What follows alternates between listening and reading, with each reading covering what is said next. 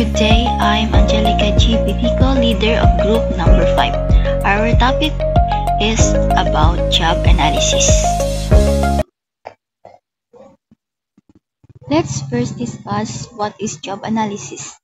Job analysis is a systematic process of gathering and evaluating information about a job to understand its duties, responsibilities, required skills, and context in which it's performed.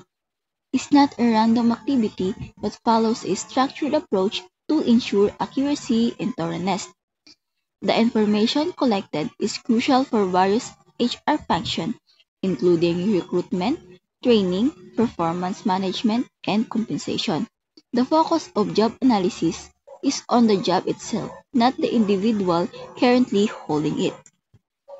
Importance of job analysis to effective recruitment is help HR professional understand the requirements of a position, enabling them to attract and select the right candidate. So si HR professional po, kailangan niyang maintindihan, i-review at i-analyze yung mga requirements na pinapasa ng mga ni-hired nila para po makapag-select sila ng tamang candidates doon sa mga ni-hired nila na position. Nang sa ganun po is matatawag na effective recruitment yung isang job analysis kapag pinag-iigihan na nire-review at ni-analyze yung mga requirements para dun sa position. One of the importance of job analysis is the accurate job descriptions. So, ano nga ba tong job description? It is a written document that outlines the key responsibilities, duties, and requirements of a specific job. It provides a clear understanding of what the job entails and what is expected of the person performing the job.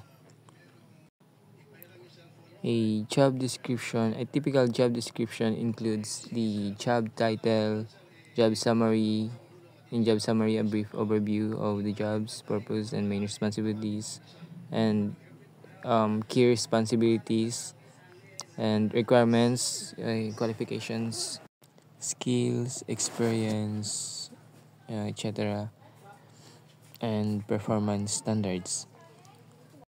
By creating accurate job descriptions through job analysis, organization can ensure that employees understand their rules and responsibilities, leading to improve their job performances. Performance management is a systematic process that involves defining performance expectations, regularly assessing performance, providing feedback, and facilitating employees' development to enhance individuals' and organizational effectiveness. Good day everyone, my topic is training and development. Bakit mahalaga ang training at development? Because natutukoy nito kung anong skills ang kulang sa empleyado at nakakatulong ito para makagawa ng tamang training program. For example is, kung may cashier na kulang sa computer skills, malalaman ito sa job analysis at maipapasok siya sa computer training.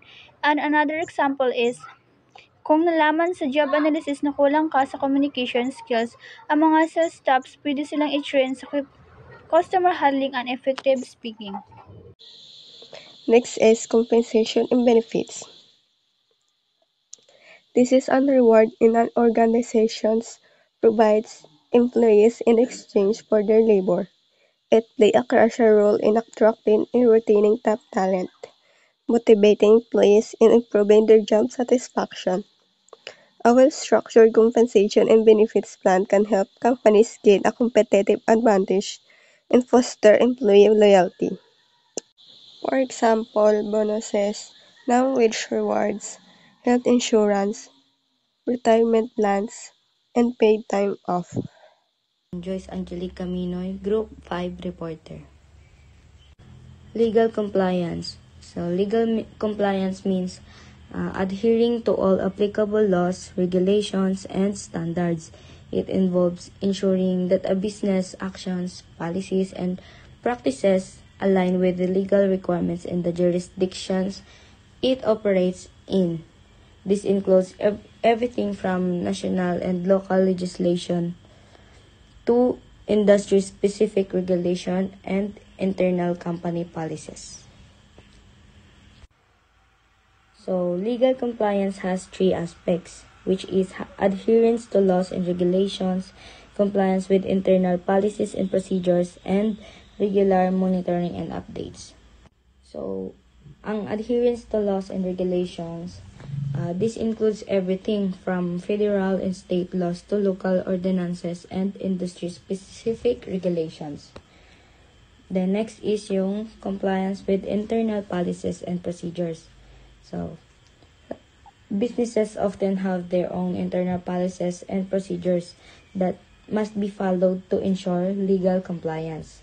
Then last is regular monitoring and updates. Legal compliance is not a one-time event. It requires ongoing monitoring and adjustment to ensure that businesses stay current with any changes in law or regulation. Methods of job analysis. Observation. Observation is watching employees while they do their jobs to understand what tasks they do and how they do them. It helps managers or HR learn more about the working without interrupting the workers. For example, a manager watch a cashier at a grocery store. The manager see that the cashier scan items, handles payments, and answer customer questions. From this, the managers learn what the cashier job includes. Today I'm going to discuss about the method of job analysis. Sa pagkuha ng informasyon tungkol sa pagtatrabaho ay may dalawang paraan na madalas po natin na ginagamit. Ito po yung interview. Ito po ay nagtatanong ng direkta sa mga empleyado o manager upang malaman ang mga detalye tungkol sa trabaho. Maaari pong ginagamit nito ay yung face-to-face o kaya sa telepono or kaya sa video call. Kung naalala niyo po, diniscuss po ito nakaraan ni Ma'am Winch at pinaliwanag niya rin po sa atin kung ano nga po talaga ang interview. Proceed on questionnaires. Questionnaires are a valuable tool in job analysis, offering a structured way to gather information directly from a large number of employees or stakeholders. Unlike interviews, which are time-consuming and often limited to a smaller sample size, questionnaires allow for broad data collection, providing a wider perspective on the job. A well-designed questionnaires can gather data on a range of aspects, from the specific tasks and responsibilities of the role to the required skills and knowledge, the work environment, and even employees' perception of the job's challenges and rewards. They can be administered in various formats, such as online surveys or paper-based form, making them adaptable to a different organizational context. However, the success of the questionnaires hinge on careful design. Ambiguous question or overly lengthy surveys can lead to low response rate and unreliable data. Effective questionnaires use clear, concise language, incorporate a variety of question types like multiple choice, rating scale, open-ended questions, and are piloted before widespread distribution to identify and correct any issues. The data collected can then be analyzed quantitatively or qualitatively to provide valuable insights for informed decision-making in the various HR functions. Methods of job analysis to work samples is to analyzing work samples to understand required skills and knowledge. So, kapag tayo po ay HR, kailangan po natin kuhaan ng information yung mga ni-hired natin ng mga employee. So, si HR po, gagawin yung work samples is reviewing job documentation. Nakalagay po doon yung mga training na napag-attend nila, if may experience ba sila doon sa posisyon na ni-hired natin. Then sa examining existing job description naman po, nakalagay po doon yung mga kaya nilang trabaho at mga kaya pa nilang trabahuhin doon sa binigay natin na position. So sa pamamagitan po nun, hindi na po mahihirapan si HR na kung saan niya i-assign yung mga employee na yun, dahil sa job description pa lamang po is nakalagay na yung mga gusto nilang trabaho, ano yung mga magagawa nila sa position na ni-hired po natin. Reviewing job documentation is essential for several reasons. The first is accuracy and relevance. Reviewing job documentations ensures that the information is accurate, up-to-date, and relevant to the current job requirements. The second one is compliance. Reviewing job documentation helps ensures compliance with labor laws, regulations, and organizational policies. Number 3 is job fit. By reviewing job documentation helps ensures that the job requirements and responsibilities aligns with the organization's goals and objectives. Number 4, employee expectations. It is a set clear expectation for employees, reducing misunderstanding and miscommunication. Number 5, performance evaluation. Reviewing job documentation provides a basis for fair and objective performance evaluation. Number 6 is organizational change. Reviewing job documentation helps organizations adapt to change in the business environment, technology, or industry. Number 7, continuous improvement. Reviewing job documentation identifies areas for improvement, enabling organization to refine their job descriptions and requirements. And overall, by regularly reviewing job documentations, organization can ensure that their job descriptions remain relevant, accurate, and effective in supporting their goals and also their objectives. Job title. Job title is the formal name of a position within a company.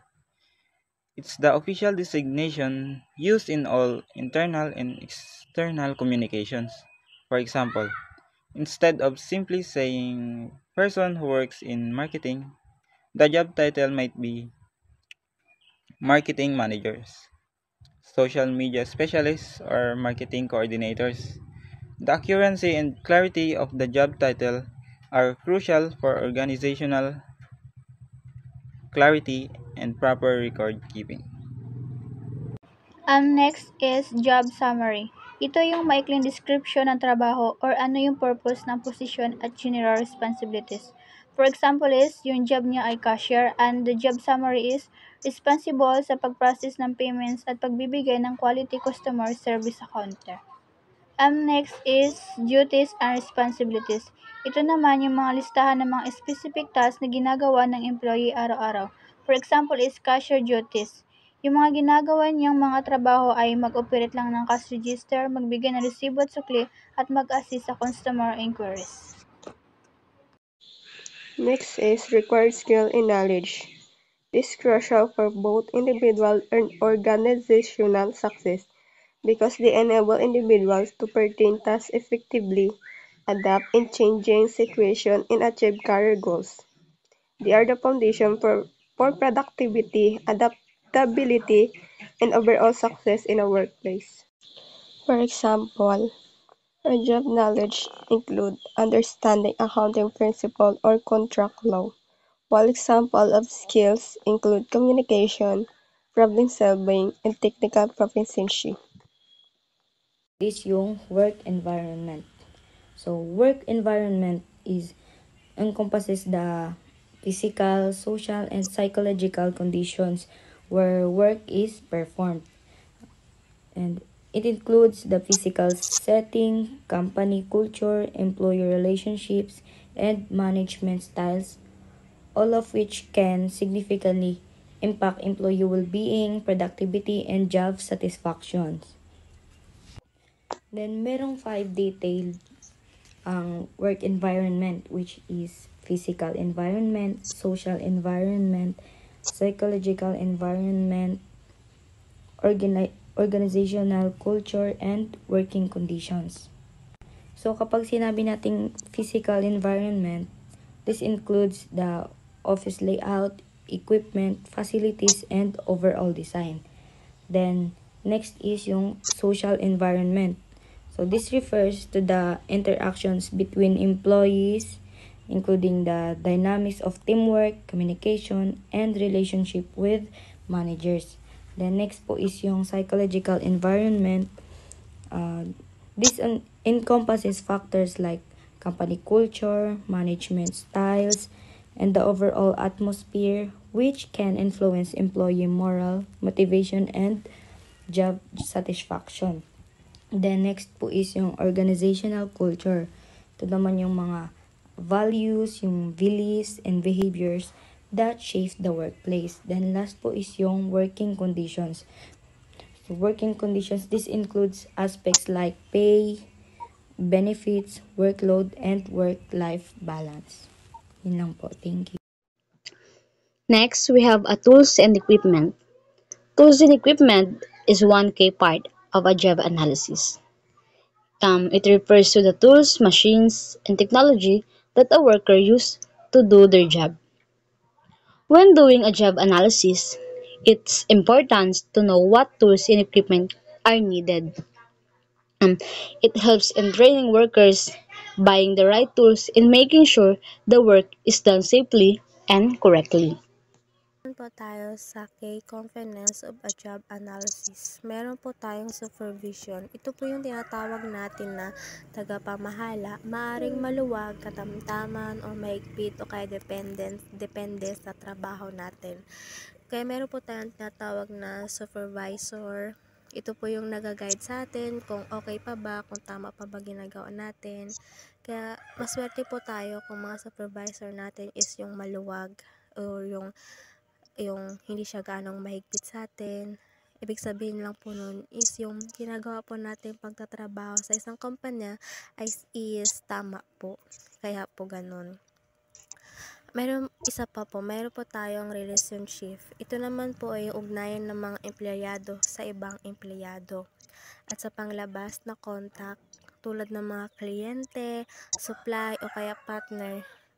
Ang magandang layunin po ng relationship na ito po yung mahalaga para sa maayos na connection sa isa't isa.